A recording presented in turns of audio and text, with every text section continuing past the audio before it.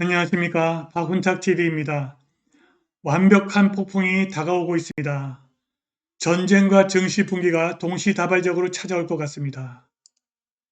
저도 연일 이렇게 좋지 않은 소식을 전해드리게 되어서 유감입니다. 우크라이나 돈바스 지역에 우크라이나 군 12만 명과 러시아 군 9만 명이 집결해 있습니다. 나토와 미군이 참전하게 되면 러시아와 중국이 손을 잡을 것이고 이것은 제3차 세계대전을 의미합니다. 이렇게 되면 미증시가 붕괴할 수밖에 없습니다. 이미 미국 증시의 인플레이션을 감안한 시가총액은 대공황 직전과 닷컴 거품 붕괴 직전보다 훨씬 더 높습니다. 방송 시작하겠습니다. 구독 버튼, 알람벨 버튼, 좋아요 버튼 부탁드립니다.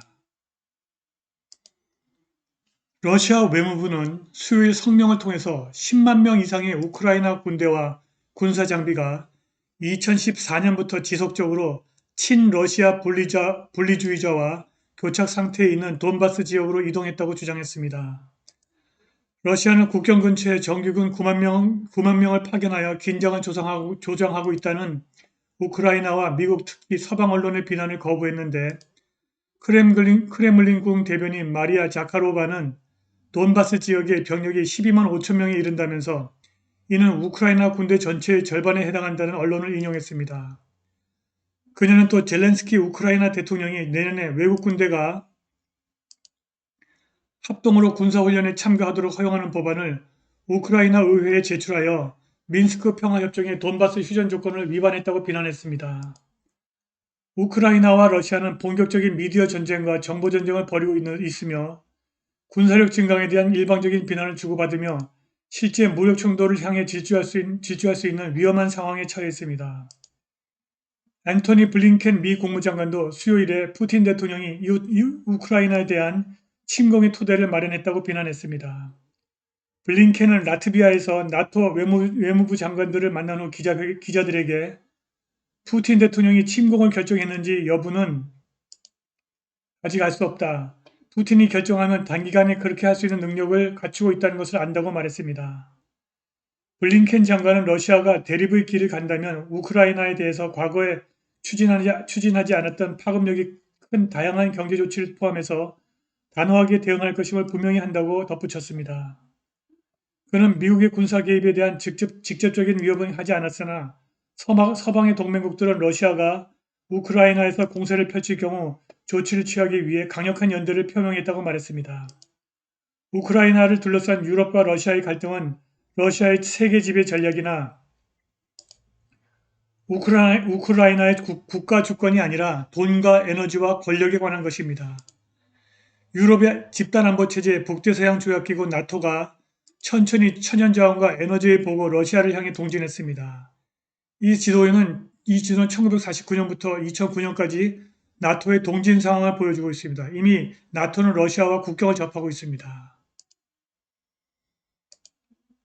오바마 대통령이 집권했을 때 그는 온갖 나쁜 색으로 칠해진 붓으로 푸틴을 그리기 위해서 온갖 수단을 다 동원했습니다.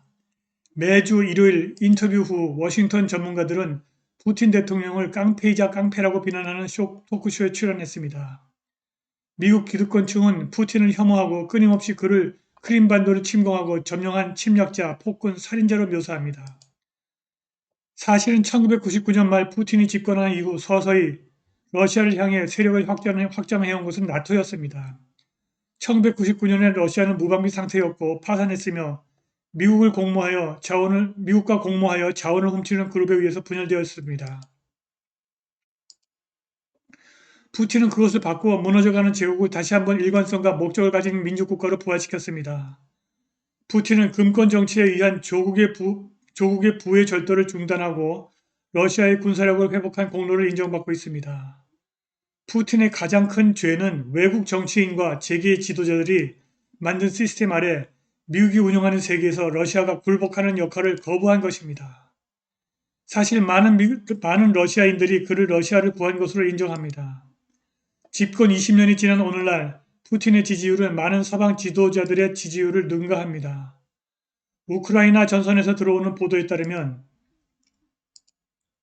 우크라이나 군대가 고기 분쇄기에 들어가고 있습니다. 부패하고 싸울 동기가 없는 사람들에게 무기를 제공하는 것은 불에 기름을 붓는 것이고 득보다 실이 더 많을 뿐입니다.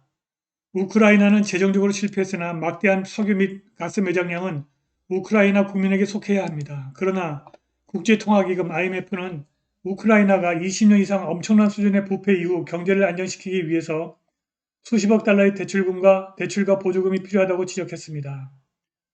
우크라이나에서 대리전 프락시워가 일어날 수 있습니다. 실패하고 파산한 우크라이나는 러시아와 강한 유대를 갖고 있는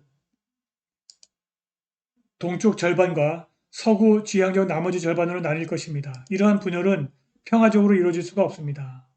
우크라이나에 대한 더 많은 개입을 촉구하는 워싱턴에게 이것은 대단한 거래입니다. 이 지역을 거대한 킬링필드로 만들려는 열망에 동기를 부여하는 것은 돈과 이익입니다.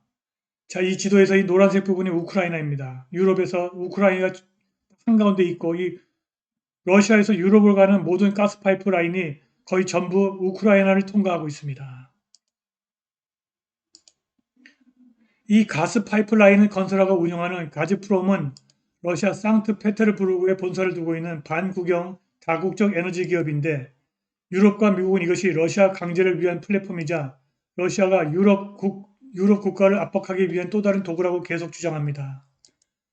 제재를 통한 미국의 적대국 대응법 조항에 따라 미국 국무부는 이 프로젝트가 유럽의 에너지 안보를 훼손한다는 이유로 파이프라인과 관련된 유럽 기업을 위협하기도 했습니다. 미국 기업들은 유럽에 액화 천연가스를 판매하고 공급하기를 원하며 이를 실현하기 위해서 전쟁을 시작할 의향이 있는 것으로 보입니다. 이익을 위한 것이든 유럽으로서의 천연가스 운송을 차단하여 우크라이나가 러시아의 정치적 무기의 핵심 무기로 사용되는 위험을 최소화하기 위한 것이든 미국이 올바른 일을 하는 것보다는 더 많은 것이 여기에 작동하고 있다는 생각을 무시할 수 없습니다. 많은 사람들은 CIA가 부패한 우크라이나 정부를 전복하고 부패했지만 그들과 친한 또 다른 정부로 교체하는 데 관여했거나 참여했다고 느끼고 있습니다. 우리는 유럽에 에너지를 판매하는 미국 기업이 러시아의 에너지 흐름을 막음으로써 이익을 얻고 군산 복합체도 이익을 얻을 것이라고 가정할 수 있습니다. 전쟁이 없으면 파이프라인으로 운송되는 러시아 천연가스를 미국 LNG가 대체할 가능성은 희박합니다. 배관가스는 액체 상태로 냉각되어 해외로 운송해서 다시 기체로 되돌려야 하는 LNG에 비해서 훨씬 저렴합니다. 러시아는 유럽 가스 시장에서 지배적인 위치를 유지하기 위해서 쉽게 가격을 인하하고 조건을 조정할 수 있으며 유럽 국가들은 가장 저렴한 공급업체로부터 대부분의 가스를 계속 구매할 가능성이 높습니다. 그러나 러시아는 장기 계약의 형태로 높은 가스 가격을 유지하고 있습니다.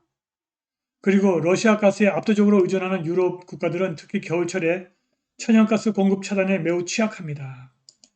이러한 이유로 유럽이 대체 공급을 고려하고 미국 LNG에 대한 문호를 개방하는 것이 합리적입니다.